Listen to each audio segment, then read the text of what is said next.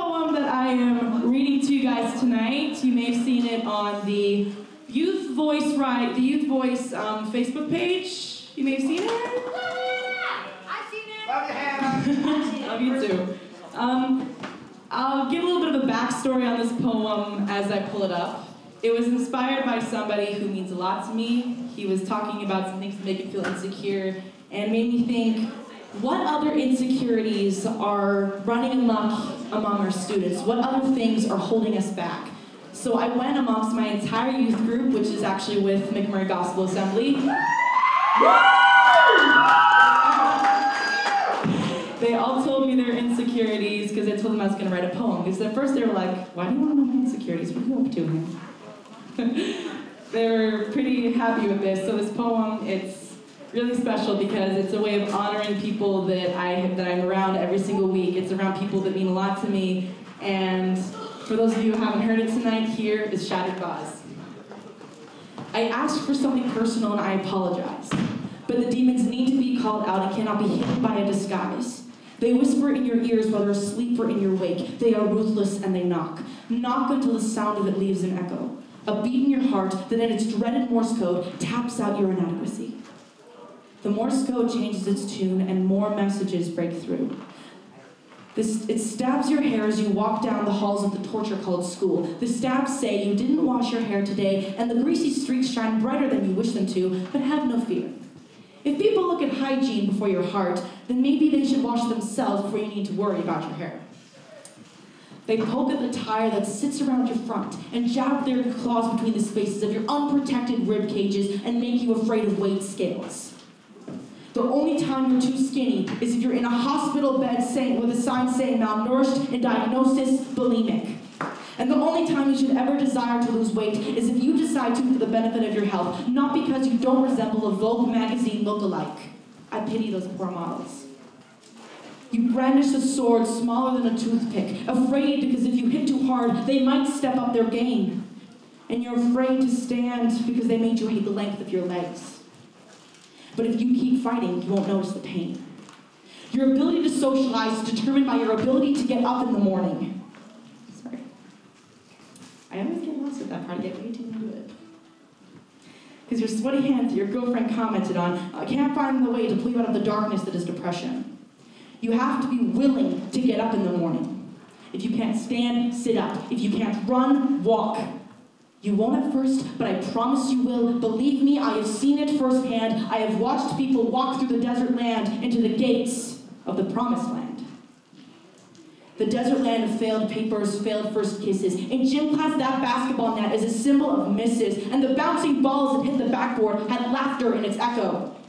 The halls were filled with the voices of your gnome while you drew out into the corners dreaming of home and comfort of your laptop's glow. A beacon to the people who know you by Crystal Dinosaur, maybe Weeboo Girl 2016 XD. It's okay. You don't need to be class president or the class clown to have potential. It's already there. To the moms and dads that sit out your door, so worried, so unsure. You blame yourselves when things go wrong and pray that daylight will return. You want to hold them and be their protection, but eventually they'll come to the conclusion that the world isn't perfect and you need to prepare them for it. And I know you're doing just fine. Trust yourselves as much as you trust them because you trust your children to no end. But there are some who don't live that way. Mom and dad go by different last names. Mom and dad live in different homes. And they leave you when you visit with craft dinner, Wi-Fi password, and a TV remote. Your birth givers don't have to be the ones you talk to. How can they if they're not there? And hey, maybe you feel like the disappointment. Walking home in the wee hours of the morning because you decide going to your best friends to get drunk was more important than that test you had the next day. And you regret it, but did you have anywhere else to turn? You thought you didn't. I know a face you can always turn to because he is bigger than depression, more vast than anxiety. He's the reason I have a father after all. He loves your nose. He made it himself from the genetics given to him by your parents, and he loves them the same as he loves you. You aren't going to be in school forever. And yes, the real world is cruel, but you will know the ropes already. You'll be able to face the demons a little more easily this time. They cannot break what has been broken. The shattered vase is back together, and nothing will penetrate its surface. You are unstoppable. You are not a force to be reckoned with. You will become the daybreak that parts away, the clouds that turn from light to gray, and you can do it. And an eternal light is waiting to show you the way.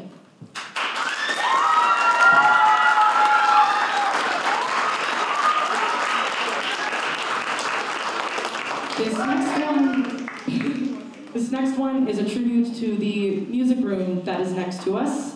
I was sitting in there and I realized that there was a lot of instruments in there that just didn't look like they were in good shape. The musty smell of sheet music and abandoned cellos, stripped of their strings and devoid of usefulness. The smell of brass instruments whose cases are covered in dust, years since they've even been touched. In this place that now only rings with overplayed tunes from chords of guitar strings, I find my sanctuary. Sanctuary from the concrete jungle called high school. I have learned more from the people and teachers around me than the material I am forced to read. Among the dated music books, the bass guitar that's been through hell, the drums and cymbals that everyone knows so well, the tools that never leave, here's where you will find me sitting at last quietly. I wish I could stay until I too grow old and decay, until I am forgotten and people only see me as a relic, a beauty, an artistic mystery, and only those with years of study would be able to explain me how I acted what I wrote and would turn my words into notes so that the world would know. If art is a window to the soul, why is it left out? Or forgotten as a whole? Why is it dust in my hand? Why is something that gives me so much life dying, dead?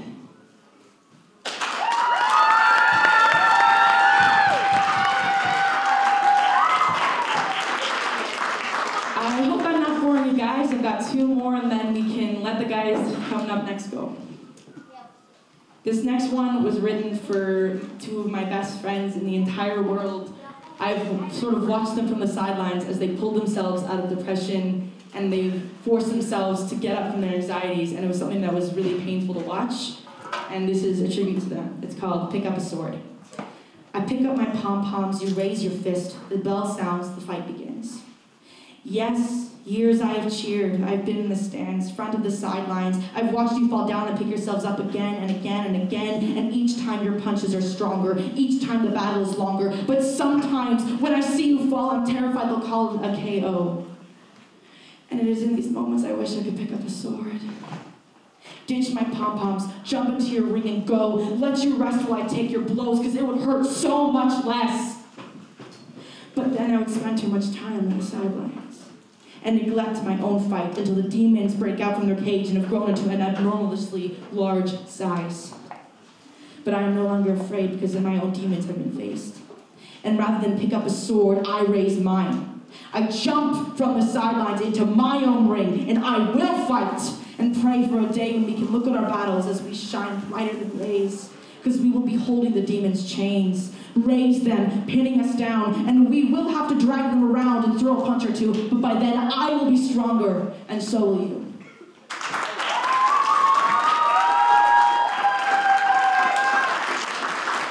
This very last poem is my personal favorite. It gave my dad chills as I read it to him. It's called Sit at the Table, and this goes to all my fellow Christian brothers and sisters out there, because we need to show love, because we are love, we are not condemnation. Jesus sat with the prostitutes, tax collectors, and thieves. Those pegged as the condemned by the Pharisees. They gave condemnation, not believing in redemption, because of their blind, cold, dead, lifeless religion. We are made in his image, but our hearts are still our own. Some choose the right path, some don't. It was like that then, it's like that now, but we can change that, I'll tell you how.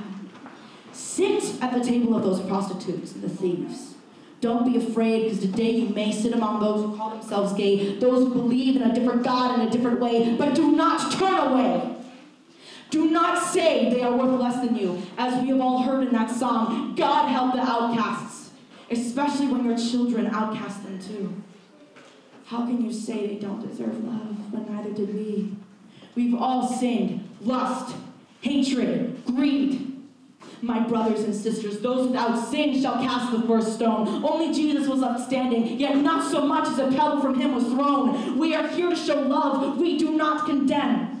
God is the judge of women, of men. So sit at the table. Show your opinion. Show your view. But don't show hate, because Satan will use that against you. Mic drop. Peace out.